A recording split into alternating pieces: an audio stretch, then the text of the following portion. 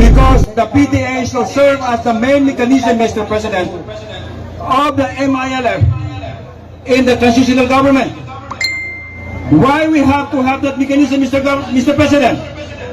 We fought for 50 years, Mr. President, to change the status quo of the arm. It would lead futile if you are not going to let the MLF leadership from come to the Central Committee to express its views. Mr. President, if and only if that was not legislated, we have nothing to talk about.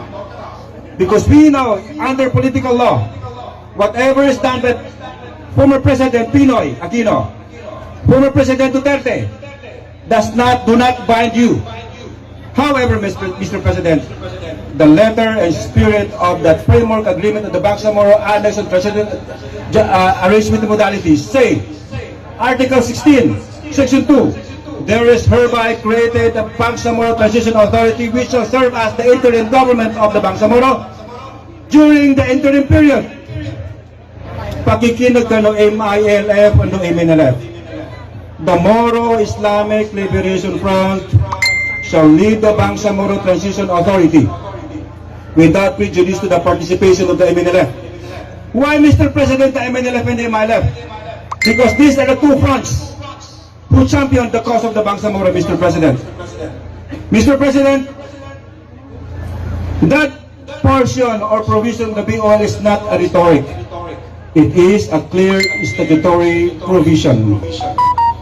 We say, verbal legis non est rescindum. Once the law is clear, there shall be no departure from it. And look at what happened, Mr. President. The social unrest in the Bangsamoro, Mr. President. There is a massive rally instead of every one of us facing our economic activities, Mr. President. Because of the misadvice received in appointing personalities not coming from the Central Committee endorsement.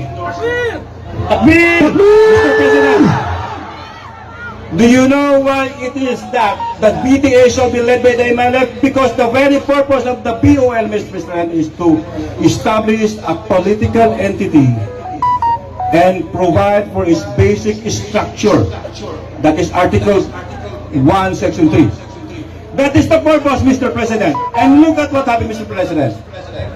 For us to form the regional government to fit our right to self-determination, Mr. President, we shall be the MILF Central Committee from the Repanan shall be the one forming the Bangsamoro Electoral Code, Educational Code, Local Government Code. And look at what is happening, Mr. President.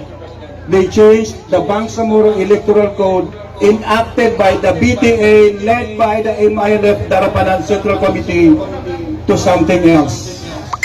Instead, that those for ulama, for women, for youth, for settlers, shall be reserved to them. Now everyone will be voting for all of them, subjecting our ulama into electioneering. Explain ko sa Maguindanao na memento.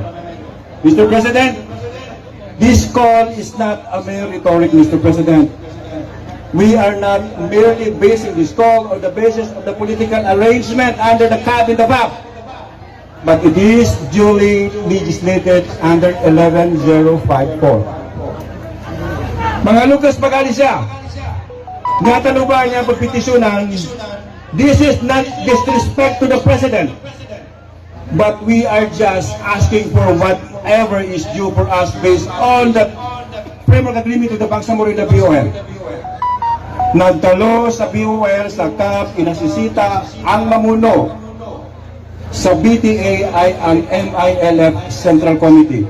There is no question that lamang na pag-asa ni mga MILF. Example pag ako ay inendorso ni Papa Kagi kay President Bongbong Marcos Jr. bilang MP, am I representing the MILF Central Committee? Di ko na ako representing sa MILF Central Committee. I will be representing Papa Kagi. Lango na kyugi mo, natubay kunutan ko sa mati sa kaning endorso lagi. That is not the Central Committee leadership of the MILF we're talking about. Apya, Bisaya, Pan, Ilonggo, umika siya nakabon ka ng majority ng Central Committee ng NAMBA, yung MILF, Central Committee Leadership Members of the BTA.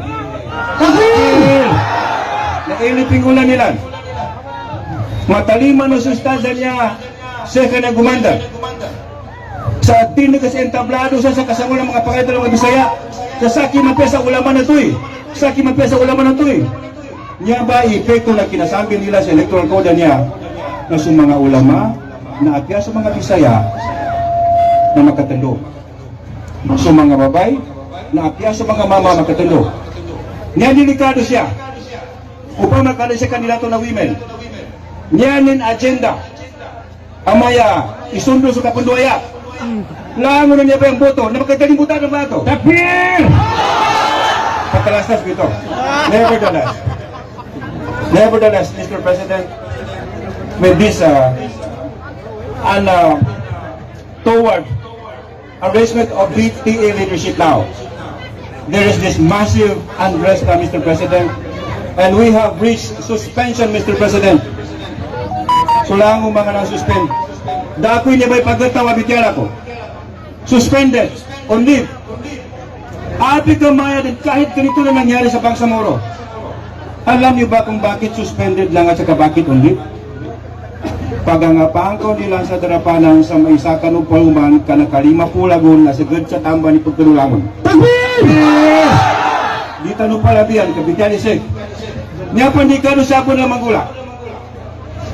Na adon hati tamat tulugay ka din kay BTS o nagkakasota ka nagkapatay ka di ka makasuga. Nando po lagunan sa bapo sa bar. Naduan-duan din. Lasa niya rally siya kanu Monday na ada mga matuwa.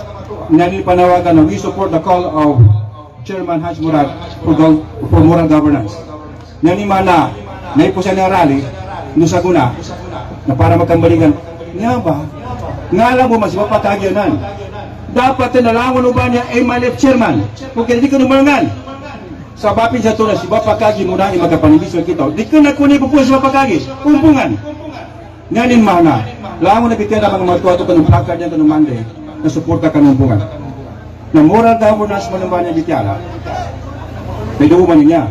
Isa sa moral governance niya, kung sa bapo po sa niya ba, kapag na langit ka maumpak, so na magtitimba sa pumbalas na kapila-pulagon na di makasuga.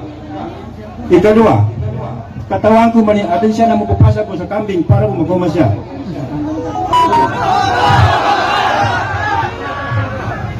O kapong gobyerno ba niya ka-adon di makatunde sa kasasangan? Ako ni ko mano na si Duno manugihan. Sakit ba niya magalang ko namatay? Kung ano ba sa kalimutan ko naman sa pagpupuntanan sa Moyaga. Niya ko ba niya bisyahan niya ba isungan ng moral governance ba niya? Question. Pagsuportahan ng petisyon namin niya. Bangsamoro ba ito tanaw? Kena UBGB, di kena nyensan. Pumpungan, itong muli naman eh. Astagfirullah, imbabano, mali. Mali. Mag-isapan. Makin malato panipagdaluan niya. Malipungat dari malipungat. Sabong taman. Assalamualaikum warahmatullahi wabarakatuh. Waalaikumsalam warahmatullahi wabarakatuh. Tumaso pa pagkayantan ng attorney no Bangsamoro. Apa nini